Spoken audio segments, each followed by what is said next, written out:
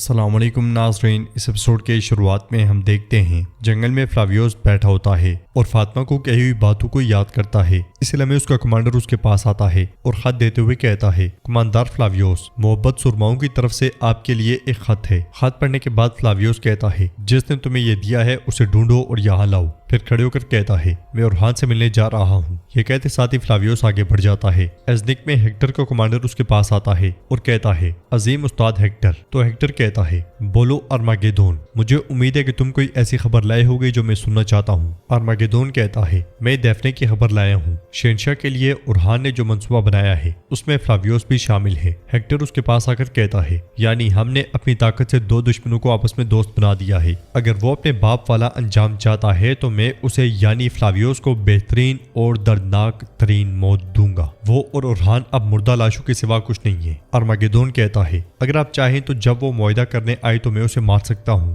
Hectare کہتا ہے، وہ آئے گا، یہاں تک کہ اورحان بھی آئے گا۔ وہ دونوں اتحادی ہمیں جال میں پھنسائیں گے یا انہیں ایسا لگے گا، لیکن خدا کی مرضی انہیں ہمیشہ کے لیے اندھیروں میں دفن کر دے گی۔ یہ کہتے ساتھ ہی ہیکٹر خنجر دروازے میں دے مارتا ہے۔ قبیلے میں فاطمہ بہت پریشان بیٹھی ہوتی ہے اور جنگل میں فلاویوس کے ساتھ گزرے ہوئے لمحات کو یاد کرتی ہے۔ پھر کہتی ہے، تم کون ہو اکچورا؟ اس لمحے فلاویوس اپنے چہرہ ڈھکے ہوئے قبیلے میں داخل ہوتا ہے۔ یہ دیکھ کے فاطمہ اسی کی جانب متوجہ ہو جاتی ہے۔ مرکزی خیمے کے سامنے پہنچ کر خلیل سے فلاویوس کہتا ہے، میں اورحان صاحب سے ملوں گا۔ خلیل اس سے کہتا ہے، میرے پیچھے آؤ۔ فاطمہ بھی ان کا تعاقب کرنے لگ جاتی ہے۔ خیمے کے دروازے کے پاس پہنچ کے خلیل کہتا ہے، ہیلمٹ ہٹاؤ۔ فلاویوس ہیلمٹ ہٹاتا ہے۔ فاطمہ بھی فلاویوس کے بالکل پیچھے کھڑی ہوتی ہے اور اس کی نظریں اس پہ جمی ہوتی ہیں، مگر فلاویوس دائیں بائیں دیکھے بغیر اندر داخل ہو جاتا ہے۔ فاطمہ خلیل کے پاس آ کر پوچھتی ہے، یہ بازنطینی کون تھا؟ کہیں وہ شیطان فلاویوس تو نہیں؟ تو خلیل کہتا ہے، وہی ہے فاطمہ خاتون، وہ سردار سے ملے گا۔ فاطمہ کہتی ہے، اورحان صاحب سے کہو کہ میں بھی اس سے ملنا چاہتی ہوں۔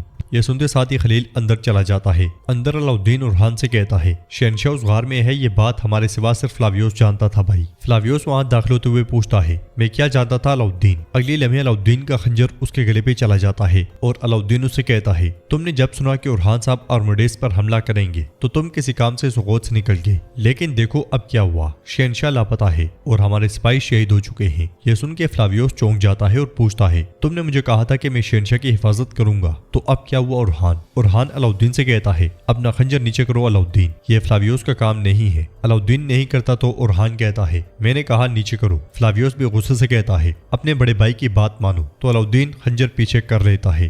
خلیل بھی وہیں پہ کھڑا ہوتا ہے مگر فاطمہ کی بات کہہ نہیں پاتا اور اورحان کہتا ہے، یہ کام سانپ بن کر ہر طرف گھسنے والے ان پراسرار شیطانوں کے سوا کوئی نہیں کر سکتا۔ فلاویوس کہتا ہے، ذلیل کتے۔ اورحان کہتا ہے، یا تو انہوں نے شہنشاہ کی جان لے لی ہے یا اس کی بیعت۔ فلاویوس کہتا ہے، شہنشاہ ان کی بیعت نہیں کرے گا۔ اورحان کہتا ہے، یہ جاننے کا صرف ایک ہی طریقہ ہے، ہیکٹر کا سامنا کرنا۔ علاؤالدین پوچھتا ہے، لیکن کیسے؟ وہ ایک پل میں ظاہر ہوتے ہیں اور دوسرے پل میں غائب، ہم کیسے جانیں گے کہ ان کا ٹھکانہ کہاں ہے؟ فلاویوس کہتا ہے، میں جانتا ہوں، ہیکٹر نے مجھے خبر بھیجی ہے کہ میں ان میں شامل ہو جاؤں۔ وہ کل کیشش کلکاری پہاڑی پر میرے جواب کا انتظار کرے گا۔ اورحان کہتا ہے، اسے جو جواب ملے گا وہ ترکوں کے غضب اور جال کے سوا کچھ نہ ہوگا۔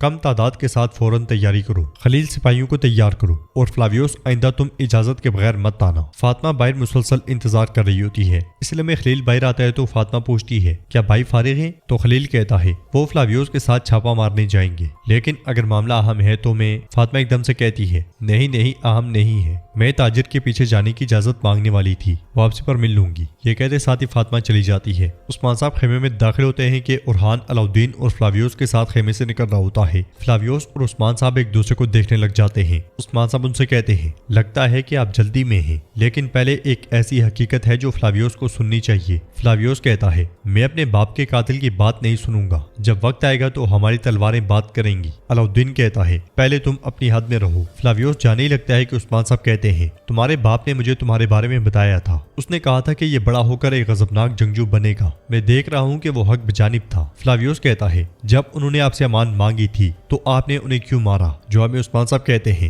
تمہیں سچائی نہیں بتائی گی، صرف وہی باتیں بتائی گئیں جن پر تم یقین کرنا چاہتے تھے۔ فلاویوس پوچھتا ہے، کیا ہے سچائی؟ آپ نے انہیں قتل کرنے کے سوا کیا کیا ہے؟ جواباً عثمان صاحب کہتے ہیں، میں نے کیا کیا؟ میں نے اس کے ساتھ اپنا کھانا بانٹا، اس کے زخموں پہ مرہم رکھا، اور جب وقت آیا تو میں نے شہنشاہ کے نام ایک خط دے کر اسے اپنے پاس سے روانہ کر دیا۔ فلاویوس پوچھتا ہے دشمن کے ساتھ بھلائی کیوں کی؟ جواب میں عثمان صاحب کہتے ہیں کیونکہ چاہے میرا دشمن ہی کیوں نہ ہو کسی مرد میدان کو دھوکے سے نہیں مارتا، تمہارا باپ ایک بہادر آدمی تھا۔ فلاویوس کہتا ہے یہ سب جھوٹ ہے، تو عثمان صاحب کہتے ہیں وہ سب جھوٹ ہے جو تمہیں اتنے سالوں سے بتایا جا رہا ہے، تمہارے باپ کو وہی مارا گیا جہاں وہ گیا تھا، خود اپنے ہی وطن میں، اب یہ تم پر ہے کہ تم کس کی بات پر یقین کرتے ہو۔ یہ سنتے ساتھ ہی فلاویوس کشمکش میں پڑ جاتا ہے اور عثمان صاحب کہتے ہیں چلو بیٹو تمہارا شکار کامیاب ہو۔ یہ کہتے ساتھ ہی عثمان صاحب چلے جاتے ہیں۔ فلاویوس اورحان سے کہتا ہے تم لوگوں نے میرے بھائی کو مارا تھا۔ جواب میں اورحان کہتا ہے تمہارا بھائی میدان جنگ میں مردانہ وار لڑتے ہوئے مرا تھا، اس کے درد پہ افسوس مت کرو۔ رہی بات تمہارے باپ کی، تو سالوں کا درد ایک دن میں ختم نہیں ہوتا،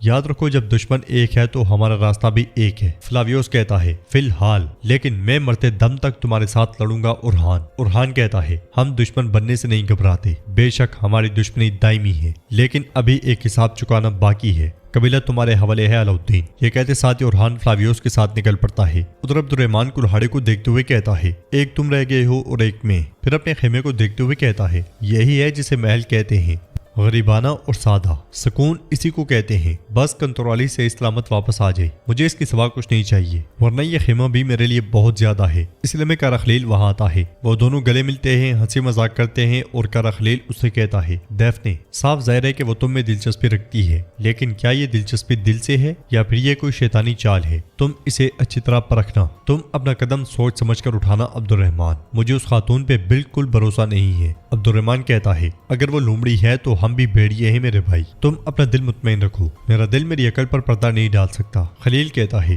مجھے اپنے بھائی پہ بھروسہ ہے۔ یہ کہتے ساتھ وہ چلا جاتا ہے۔ عبد الرحمن آگے بڑھتا ہے، چٹائی ہٹاتا ہے، وہاں پہ گھاس پھوس پہ لیٹتا ہے اور چٹائی ہی اوڑھ لیتا ہے۔ اس لیے میں باہر اعراض پہنچتی ہے اور پوچھتی ہے عبد الرحمن الب کیا اندر آنے کی اجازت ہے؟ میں آپ کے لیے مشروب لائی ہوں۔ عبد الرحمن جاگ رہا ہوتا ہے مگر کوئی جواب نہیں دیتا۔ اعراض پھر سے اجازت طلب کرتی ہے مگر جواب نہ ملنے پر خیمے میں داخل ہو جاتی ہے۔ وہ خیمے کو خالی سمجھ کے واپس چلی جاتی ہے اور عبد الرحمن چٹائی کے نیچے گڑھے میں سو جاتا ہے۔ ادھر جنگل میں فلاویوس ہیکٹر کے آدمی کے پاس پہنچتا ہے اور اس سے کہتا ہے ہیکٹر سے کہہ دینا کہ وہ جہاں چاہتا ہے میں کل وہاں ہوں گا، میرے ساتھ اورحان بھی ہوگا۔ سپاہی پوچھتا ہے تم اسے کیسے لاؤ گے؟ تو فلاویوس کہتا ہے اورحان میری مٹھی میں ہے، میں اسے قید کر لوں گا، تم یہ کام مجھ پہ چھوڑ دو۔ ادھر اورحان قرآن پاک کی تلاوت کر رہا ہوتا ہے، تلاوت کے بعد دعا کے لیے ہاتھ اٹھا لیتا ہے۔ اے میرے رب جو عظیم اور مالک ہے، تو نے میرے کندھوں پر صرف ایک عمارت نہیں بلکہ ایک قوم کی تقدیر رکھی ہے، مجھے اس امانت کو اٹھانے کی توفیق عطا فرما میرے اللہ۔ میرا دشمن باہر ہے لیکن اصل جنگ میرے اندر ہے، میرے دل کو انصاف پہ ثابت قدم رکھ، میری تلوار حکمت کے ساتھ حکومت کرے، مجھے شہرت کی خواہش اور غرور کے زہر سے بچا میرے اللہ۔ میرے دادا ارطغرل غازی اور میرے والد عثمان صاحب کو جس مضبوطی سے نوازا، مجھے اس سے محروم نہ رکھنا میرے اللہ۔ اگر میرا پاؤں پھسل جائے تو میرا ہاتھ پکڑ لینا، اگر میرا راستہ اندھیرا ہو جائے تو میرا راستہ روشن کرنا، مجھے اس بوجھ تلے نہ کچلنا، مجھے اس بوجھ کے ساتھ عظیم بنا۔ میری طاقت تو ہے، میری پناہ بھی تو ہے، جن کے قدم تیرے راستے پر جمے ہیں مجھے ان لوگوں میں شامل فرما میرے اللہ۔ آمین آمین آمین۔ تلاوت کے بعد اورحان جائے نماز پہ کھڑا ہو جاتا ہے اور ناظرین ایپیسوڈ بھی اختتام پذیر ہوتی ہے۔ ویڈیو پسند آئے تو لائک کر دیں، شیئر کر دیں، سبسکرائب نہیں کیا ہوا تو سبسکرائب کرنے کے ساتھ ساتھ گھنٹی والے آئیکن کو دبانا مت بھولیں۔ ملتے ہیں انشاءاللہ نیکسٹ ویڈیو میں، تب تک کے لیے رکھیں اپنا اور اپنوں کا بہت زیادہ خیال۔ اللہ نگہبان۔